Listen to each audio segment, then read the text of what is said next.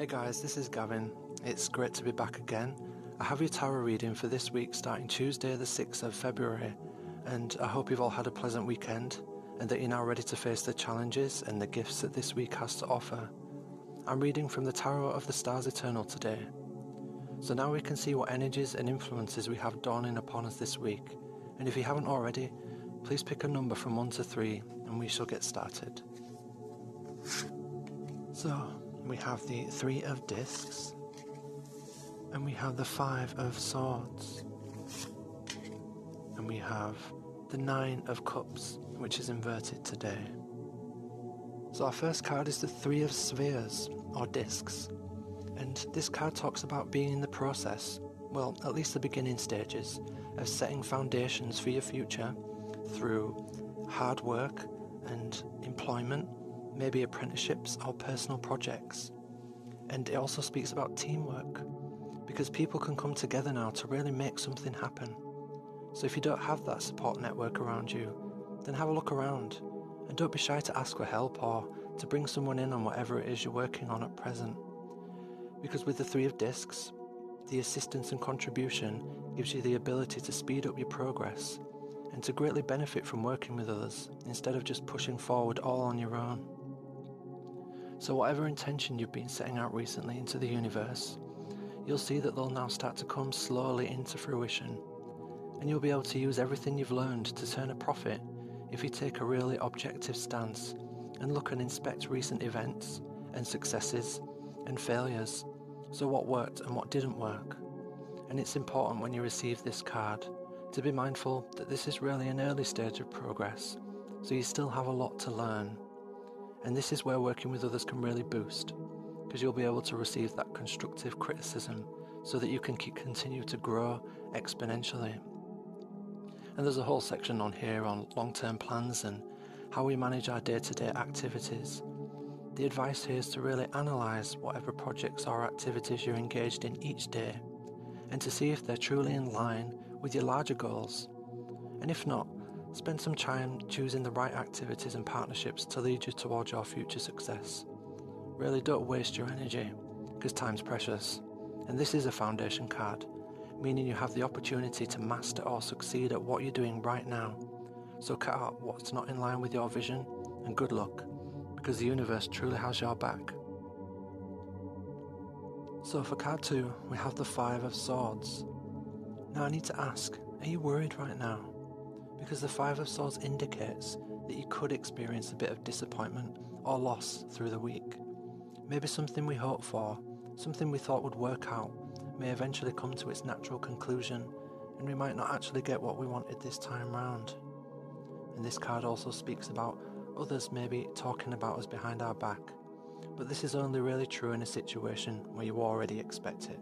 So if you don't need to give it another thought. And to be honest, a lot of this card's energies and its results lie in our projecting fear into situations. And when we worry too much, we generally get what we ask for.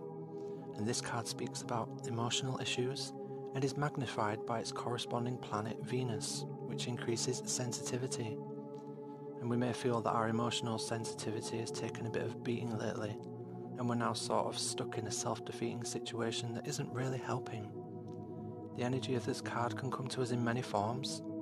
For instance, we may have bad dreams that replay difficult situations from the past. And overall, all of this lies in the fact that we have unresolved situations in our psyche. And these vicious circles feed off of our thoughts, and they cannot really survive without our conscious attention. So I guess this is where we can take back control and really turn things around. And admittedly, it's hard to let go of something that's unresolved, because we always feel we need to get to the bottom of it, or to make it right somehow, or in some cases we feel the others need to be punished so we can finally move forward. But this is all a vicious circle, because the more we think about something that is out of our control, and then the more we're just going to suffer. And it's easy and probably patronising to say just let it go, because we usually really feel that we can't.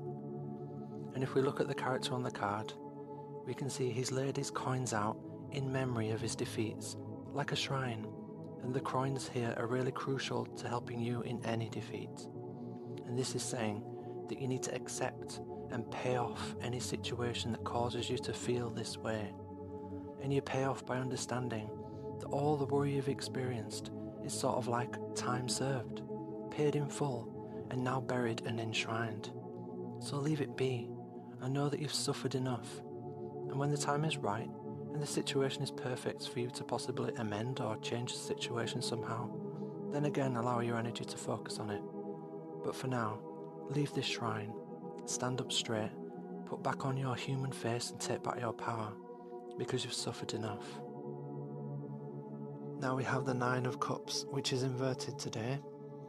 Now you may meet someone this week who attempts to offer you kindness or support, but with this inversion, it's likely you might feel like turning them away, and you're advised to ask why you feel this way and why you have so much resistance to letting people in right now. You may feel like you need to avoid an unpleasant situation this week, but this card's reminding you to lighten up a bit and stop being so serious, because you're likely overthinking the situation and causing yourself unnecessary worry. There are some key points on regression here I'd like to touch upon, because upright, this card speaks about nostalgia and the past and remembering good times. But here, I feel you might be having some issues with painful memories. Are you locking some issues from your past in order to avoid dealing with them in the light of day? Although it may be difficult here with the 9, you could really benefit from allowing these memories to flow in a relaxed and controlled setting, because it's likely to can help you with the situation you're experiencing currently. Also, there's the tendency with this card to only focus on the bad in our past and to completely overlook the good. So be aware of how you feel when you sit with your thoughts. It's likely that you could feel a whole lot better about yourself when you accept the wholeness that is you, which is obviously all the good and all the bad. And we can see the bee on the card has its hands on its lips, and it's saying shh, as it's being dictated to it by the good and bad face on the other side. And if we close our eyes to the good, we'll never be able to receive the bounty, which is gold and honey. So balance is really key this week. Thanks again for joining me today. It's always an honour to be able to share these insights and messages with you. And I do want to thank you for all of your support and kind words. It's really been an amazing experience for me so far. And it's been awesome working with some of you personally, meeting new people. Because as we help others, we also help ourselves. And if you enjoyed today's reading, please press like. And if you're new here, then hit subscribe for 2 free readings each week. My Facebook link is in the description below. And I do hope you all have a good week. And if you chose card 2 or 3, then I pray that you're able to be present with yourselves and to get your focus in check about what you can and can't change. Because really, we only have so much energy in the day. Thanks again, and God bless.